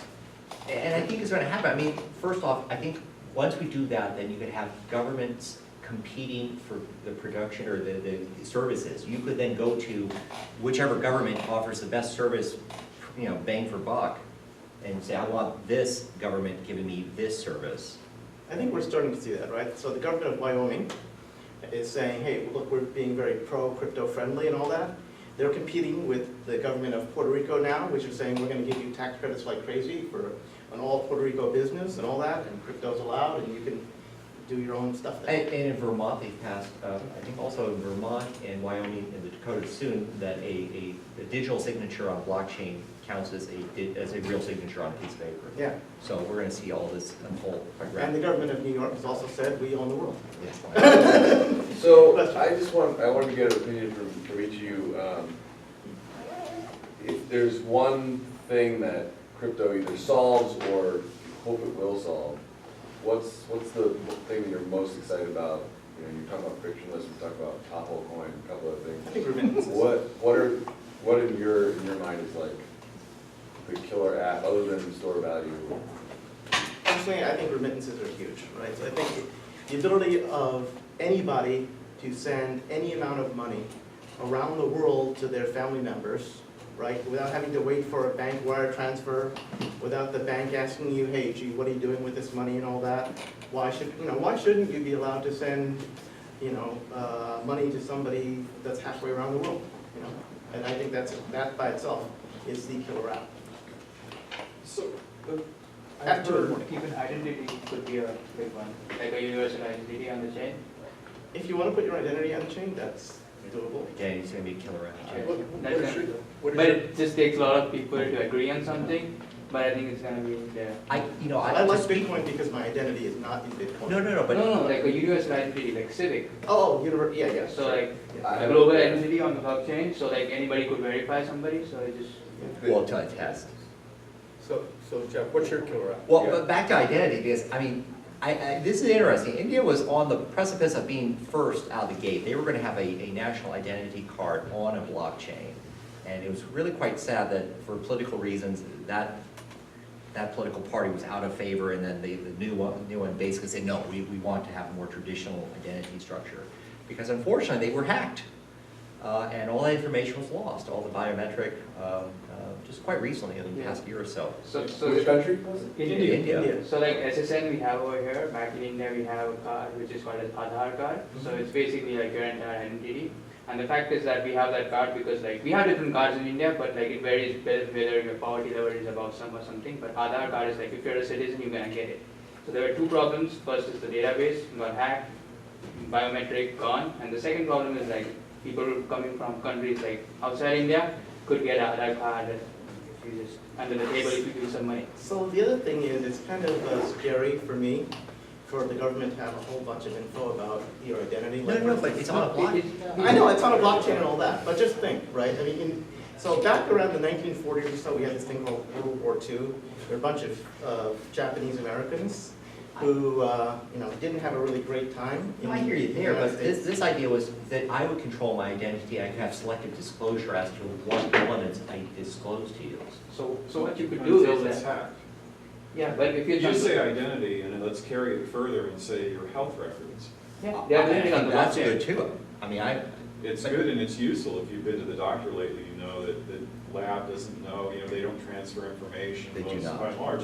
But if it's out in the blockchain, every detail of your health records, It's and encrypted. it's compromised, But it's It's just a encrypted. hash. Is It's it just locked? a hash. It's a hash or it's encrypted, so you can have a list of keys who can basically access the data. That's how they're trying to do for hospitals. So if I have a hospital record, I go to some hospital, that guy puts it on the blockchain, encrypted, and when I go to another hospital, I say this is my record, I give him the access, now that hospital can access that record. But no other hospital, nor a person who's trying to go through the blockchain. okay, can but what access about an insurance company? Because you're gonna have Facebook for insurance, right? So the insurance company wants to find out if you're a good candidate, customer, or a bad one. So last I heard, your Facebook identity was 670 megabytes at minimum, and Google was around 1.6 gigabytes per individual. but back That's in the how day, I people mean, define- there are new technologies coming up so that you can basically give a key out to decrypt that information, but that key will then basically die on the vine. Sure. Also Therefore- selected, Yeah, you can also select exactly the data you're disclosing. otherwise who'd opt in? I mean. So the value add statement there is I control that, and now you're requiring the person to hold onto their keys, and that's huge. I mean, even Adobe lost control over their keys last summer by accident. But those technologies will be I'm sure the simplified. government would be very happy to hold on to your keys. But you're right, I mean, I think a lot of things have to come out, we're seeing new, we're gonna start seeing these zero knowledge, ZK snarks and starts and bulletproof, so we're gonna start seeing new ideas emerge that will allow this to happen. John had a question. I guess my issue with, like you were saying, you're gonna put it on the blockchain, it's encrypted, that's an easy thing to say, much harder to do, right? Especially, I have yet to see anybody successfully put something physical into a digital blockchain that doesn't have some kind of, some sort of reliability function that is attackable. So, you're talking about oracles, people being like, oh, it's a trusted, that's the whole point of this thing, right? No trust. And so until somebody develops some way to, the reason blockchain works is a number of reasons, but one of them is incentive, right? So with Bitcoin and with these other blockchains, there's incentive because by partaking in the network, you get a reward. I don't know where the incentive comes in for identity tokens, for instance. Like, what's my, are we gonna monetize everybody's identity and then I get, pieces of people's identity as my reward, or do I just get a token as, so, I think that there is a long way to go in that. And I fundamentally, until somebody proves me wrong, I fundamentally don't believe that we're gonna have a very good time trying to digitize real life assets. So people are like, oh, we're gonna throw our car, we're gonna throw our car insurance on there, we're gonna throw the deed to our house on there, I'm gonna throw my birth certificate on there. That's great, except you gotta trust somebody to put it on there in the first place. And anytime you have to trust one person, that person is an attack surface. And with Bitcoin, there is no attack surface, which is why, like you were saying, the database got hacked in India. Until it's on a truly decentralized, incentivized blockchain, I don't know how you create something that is unhackable like Bitcoin. Does it work if it's universal healthcare? And you don't have that concern where, if it's single payer, then it isn't a competition and you're not at a disadvantage if you have a genetic defect or something. Mm-hmm. So in India, do you have single payer? What does that mean? Universal health insurance provided through the government? No? No. It's just like the US, there's a basket of insurers? Yeah. But I what's mean, the Estonia's done a good job. They have a completely electronified visual identity for most But they people. probably- Estonia's weird. In because- Estonia, right? Yeah, I mean, they're that's the weird whole because they're. difference. But they're doing something different, they're not doing blockchain. I think healthcare is different. People want to have their own healthcare information, and it doesn't really have to be on a blockchain or not, they just want to get the information, right? That's the whole thing. And that's all they want. But isn't almost every proposal to put it on blockchain? But what's the advantage of putting it on? I don't I'm know. terrified of a Yeah. dystopian future where everything I've ever done is on blockchain. That is Oh, terrifying. it could devolve to a Black Mirror I episode. mean, we're real already quick. there basically with Facebook and Google. It's only Yeah. another step. Now it's like everything you've done from the moment you're on this planet is somehow on blockchain. It's terrifying to I me. mean, would you want a Absolutely. rumor Every about you from college high school party. on the blockchain forever? I mean, every picture on Facebook. Right? You go to an interview, it's like, I went to a Never party one gonna time go? and I was just. I think it's more interesting experience in history. Not yet. Gotta get those implants in there. Because of that threat. There you go. It's gonna end up in your permanent record. The blockchain is literally the permanent record, I'm right? doing nothing. Yeah. Well, Whole point. You know, maybe get better at changing their identities in this future. Hope so. I'm gonna walk away from something where there's a little too much baggage. So, When you asked the question about killer apps, Tony, you said that you thought the killer app was basically transactions, adjudicating transactions, receipts. non-stoppable and non-permissioned, right? Frictionless. all- Frictionless. 2 in the morning, I decide I want to send $50,000 to my sister in Estonia, say, that kind of thing, right? Or Venezuela. Or Venezuela. So that begs the question, you know, the people that don't like cryptocurrencies, that thinks it's a ball of hogwash, long-term particularly, they say the value in blockchain technology is not in ICOs and crypto, that it's really in its ability to transact, that it's in the long run, the component that we perceive now is so useful and important, that sort of asset category component will wash away over time, and the value of blockchain will be, you know, the other features of it as a platform. So I think you need both things. I think you need a store of value, and you need also a medium of exchange. Because the store of value is valueless without a medium of exchange. The medium of exchange is valueless without a store of value. So once you have the medium of exchange and the store of value in one spot, right, then it can have value. And that value can increase over time. I guess a part of what I'm trying to express, I'm not, you know, I don't live in this space, but my understanding of it is people don't like the store of value in cryptocurrencies because it's so volatile, it's ephemeral. True. You know, it's not salt gold or Lamborghinis or whatever. You can't eat crypto, I right? love it. Yeah. But at the same time, you can't eat the US dollar and you can't eat gold. Yeah, the question is what stored asset is of what value, you know? It Is depends, right? tulips in the 1850s? 1,000 years ago, right? 60. A store, Oh, okay, 16. 1,000 years ago, a terrific store of value is food, because you needed to have food, there was no refrigeration, right? And if you had food from 1,000 years ago, let's say you managed to somehow still have food today, you had a farm, say, right? That farm would be worth a lot less today, because food is worth a lot less today than, say, gold or, say, something else, right? Like computers or Salt. cars. In Roman times, salt, are you worth your salt? Right, salt doesn't have much value today right now, Right. right? So back then, it was, it kept you alive. But I would say, my killer app is not, there's cryptocurrency and there's crypto. And currency is the first app. And Currency is everyone's, first. we're all talking about cryptocurrency because it's really quite fun and interesting and whatnot. I think the killer app for me will be as more and more businesses and enterprises realize that they can move their business units and their functions on top of a blockchain. And you might say, well, why? Oh, is it a good database? It's a terrible database. So why would you want to use a blockchain? Well, you want It's this a idea of an unstoppable It's a platform. slow database. It's a terrible database. But, It's a horrible database. The most important thing of a database is the data is never corrupted and that it's always available. But it's And databases expensive. We have Byzantine fault databases already, Right, I mean, distributed, right. they're So- cheaper. So if you look at databases, right, I mean, Oracle, you can buy an Oracle database, and it's time, the time that it's up is a lot better than any Windows computer, because no matter what. But crypto will always be up. Well, that's what I mean, but getting business logic on top of a blockchain, that's the killer app. As businesses realize they can run their businesses atop a blockchain, they will begin to realize the value add, and they'll start developing apps that are in fact their businesses. So you could have a company in Zurich selling insurance, and if Zurich goes offline, well, their app is still running on blockchain in China, and they can sell insurance products, and when they get back online, they will then see that these products have been sold. Now that's the killer app for me, when everyone realizes that a kid in Calcutta can run a business at the same level as Amazon on top of a blockchain with the lower cost. That's a killer app. That's where it's going to be really quite interesting. But today, you can compare AWS, which is pretty reliable, to any smart contract. It doesn't compare cost-wise. So it's like storage. Storage.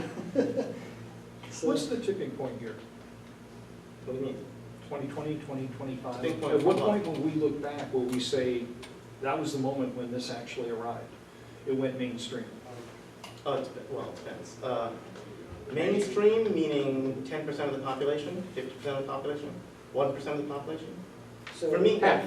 Half of the transactions are Half will done take a in long some time. form of crypto, blockchain, Well, whatever else. but half is an interesting number, because when you think about the acceptance rate, right? There's that pinnacle moment which we're talking about, and then there's full acceptance. And the time between those two moments is brief, right? So 50% is going to be, within a year, right? Where, the question is really, what is that pinnacle moment? So, I wouldn't say 50%, I'd say that maybe the pinnacle moment is, not only a percentage, but what that percentage represents within the market. Well, now you're talking about making money, right? And so if you want to make money, the time to be in is yesterday. The next best time to be in is right now. Well, no, I think that the question is like, for me, when that pinnacle moment will come is when the first nation state really embraces this for their currency, because at that moment it will gain complete legitimacy in the eyes of the world, and that's when it'll be a bum rush. Right now, it's a huge Mexican standoff. Everyone's looking at everyone. When that first one throws down the gun and runs towards the money. So that's already happened in Korea and in Japan. Not to the extent, It's not the government, but the people. But in the once population their that- government, that will gain legitimacy overnight, and everyone will say, we should be doing this right now, run. But once the government does it, it's too late. That's that question you raised, though, of whether they go with a sovereign coin or a public coin. It's a huge difference. Huge difference. I think the that's sovereign two coin separates, will do right? that, that ain't gonna work. I just don't see any difference between a sovereign coin and a fiat. There's just, to me, No, they're the it's But you same. still control the just a monetary policy. digitized version of a dollar. You still own Yeah. the cents. So That to me is not. Same. it's just a tokenized version. it's just no- for no convenience, brand. I think. Yeah, great, okay, I got digital dollars now, awesome. But we already have digital dollars, right? We're both digital dollars. Right, they're all digital. Yeah. They're all digital. You know, those are like Well, the $5 out of my pocket. The transition from gold and silver was, up until 1964, you put a slug in the middle, right? And Tony reminded me of how, who was the guy who invented the divots on the side of the coins because people shaved Right, British that's coins and also stuff? the- yeah. Yeah, to take some of the Called silver or gold off the edge? Yeah, it's called I Newton. think. Isaac Newton, yeah. That's what he was famous for, and he actually stopped people from shaving the That's edges of coins, getting a little bit of gold. Yeah. That was the only thing I knew was famous for. That's all. I was gonna say, I've never heard of a guy. Is that That's what he was for in the day. Nobody Well, cared this about guy Apple. Everyone was like, hey, Apple's falling. Until the South Kings. He saw the future of Apple 400 years before Steve. But yeah, I mean, they put him in charge of the British Treasury, and everyone was saying, hey, Newton's a genius, he made our money stable. That's what they cared about, right? They didn't care about this thing of gravity, and calculus was another thing, that was something else. Or the South Seas. Yeah. It was only the really educated people who could deal with calculus, right? But yeah, I think there's additional things coming along the way. I mean, personally, I think that the ability to trade and convert currencies and buy potentially startup companies, right, is hugely disruptive, right? So I think that's phenomenon. But identity is gonna be big, and reputation is harder, and I'll be even bigger. So the one that is so prevalent in the press and at the various, World Blockchain Forum and IDC's directions and on, that I didn't hear you speak about is supply chain. That, everyone says in 2 years, there will be most companies, on average, there will be 20 to 30% of applications running on production blockchain networks. Tracking It's supply interesting to look at that use case, because that's kind of put out there as a potential example of what you're talking about, which is basically a blockchain without a cryptocurrency. And if you start to look at these models, some of them look pretty good, and you start saying, well, how do you get paid? And then it gets interesting. Or who actually wants it, like say on supply chain, what's one of the most valuable items that you can buy today that is quickly copied? And my answer is women's handbags, right? An LV handbag is pretty expensive. Women love LV handbags. It's copied like crazy. How do you know your LV handbag is real? You could put it on a blockchain. Is any woman actually going to go on the blockchain and verify that her LV handbag is real? I don't know. But you just have to You use got the that. stitches and the bolts. Oh, 4 or 5. Yeah. No, but I think there are two things here. I mean, supply chain is huge, because right now, there's a huge room for growth there, because it's a hot mess.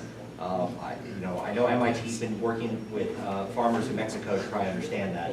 Because right now, they do a lot of coupons or something. So if you're a farmer in Mexico, you put your grain, they weigh it, and they give you a coupon, which you can then take to a bank to get paid, da-da-da. It's very kludgy.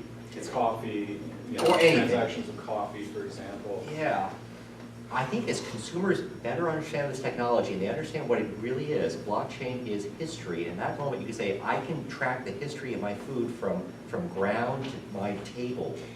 History and provenance, though. Exactly. Well, what I'm saying. So what's a great example from some 5 years ago or so? All the people that died because they ate cantaloupe, and it was the egg, the salmonella was on the outside of the cantaloupe from the pigs in the field next door or whatever.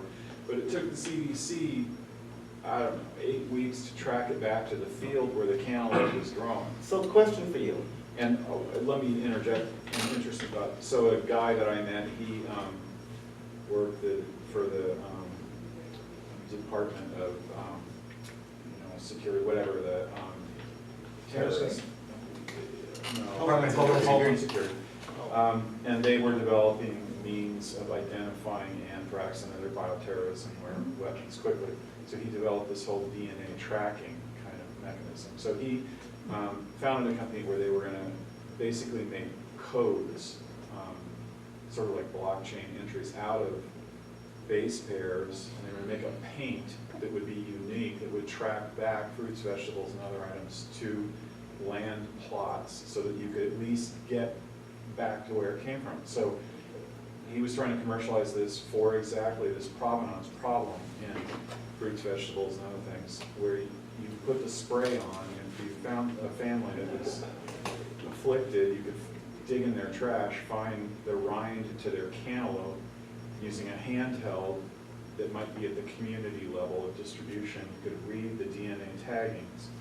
Well, something similar just with stickers, you could imagine it being in the blockchain and solving this whole provenance problem. Recently, in the last week, there's a romaine lettuce scare. And how many people have died from that? I believe it was 12. How important is it that blockchain never be altered?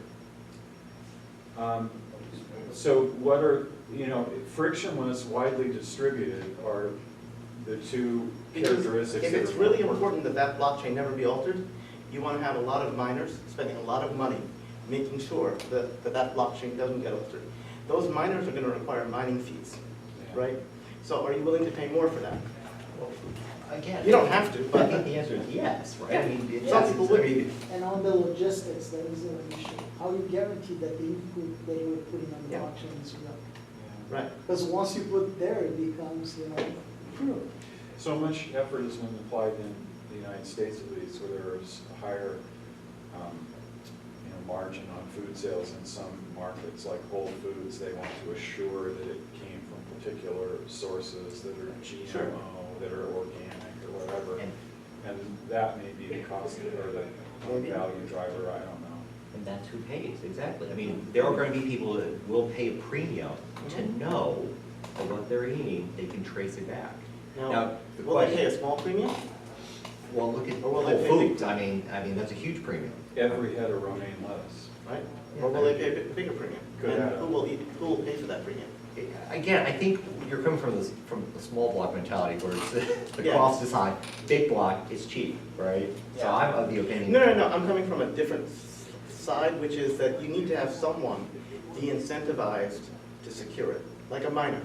Again, you could put these on public blockchains already. Yeah. I mean, you could either have a database that you peg to a public blockchain to lower the cost, but I'm of the opinion Bitcoin Cash, And so if- big, you can just put it on there for nothing. I mean, today I wrote my name on Bitcoin Cash for 5 cents, and I just, you know, Yeah. you put, hey, I made a lot of romaine lettuce today, put that on the blockchain for 5 cents. I think that could be eaten by consumers down the pipe very easily. But to the question of like blockchain projects that have decoupled for the enterprise the economic incentives, because a lot of companies, a lot of enterprises don't want blockchains because then they have to do accounting for the coin. So there's of course the Hyperledger project, an umbrella of projects in which they've removed the economic incentive, and boy, that is falling apart. So that's the other thing. So I believe that Bitcoin itself and the Bitcoin ledger is basically largely unhackable because it would cost something like $100 billion to hack it. Yes, if you had $100 billion, you got half the miners on, you could you could go back one transaction, at which point your hack would render whatever you got to be valueless. So you would not be incentivized to it. No. But at the same time, if that's what the cost would be, right? So if you want a truly secure blockchain, you want a blockchain that has a lot of money and a lot of value on it. And you want to make sure that your information is on that blockchain. This is why a lot of people want to have the one blockchain to rule them all, and then have other blockchains be non-existent. But there are other ways to also secure blockchains, which we probably don't have time, but you don't have to have, proof of work is the only consensus algorithm that has proven to work. We have empirical There's evidence. proof of stake, proof of... We don't, Other there's stuff. a lot, but we don't know. There are cheaper ones on the works, like proof of authority, whatnot, but yeah, that is a big question. But, I mean, Proof of work is generally what's considered to be the most But secure. if you think about supply chain, for example, this provenance thing, somewhere down the line you're trusting somebody to say something Yeah. to begin with. Probably the manufacturer or the producer. So if you can't trust them, well, what's the point? Exactly. There's nowhere to go. So if you have a different consensus mechanism that's managed and owned by those same people that you're already trusting, where's your trust problem? It just has to be one that's technologically sound. I mean, But then you still have the problem of you've got the supply chain, so things can move one way and you can track the chain of custody, but what about remunerating in the other direction? If you have these naked blockchains, what do? You're back to fiat. Right. Again, it's some interesting, ideas out there. I think you can track a lot of things, but I think you don't need blockchain for everything. It's the whole thing. I Oh, think a I lot of agree things with could that. be done with just a database, to be honest. Quite, yeah. So, Raj had a question way in the back. Yeah, it's quite change the topics. Okay. Tony, earlier you said, pay attention to the IRS now. And you also said, people sending money across borders and all that stuff. Yep. Would you agree that the current taxation model is obsolete with respect to cryptos? I think the technology always moves faster than the government. So the government creates laws, and their laws are to deal with what has happened in the past, and they seldom think about the future. And usually when they think about the future, they get it wrong, is my belief. Because the future is often very different, right? Rendering laws irrelevant is different than finding new ways to break them. Right, like Lyft, right? Lyft and Uber are perfect examples, right? The governments a long time ago said, look, we need to regulate the taxi cab industry. We'll create this thing called a taxi cab medallion. At one point, a taxi cab medallion was worth north of $1 million, I believe, or something like that.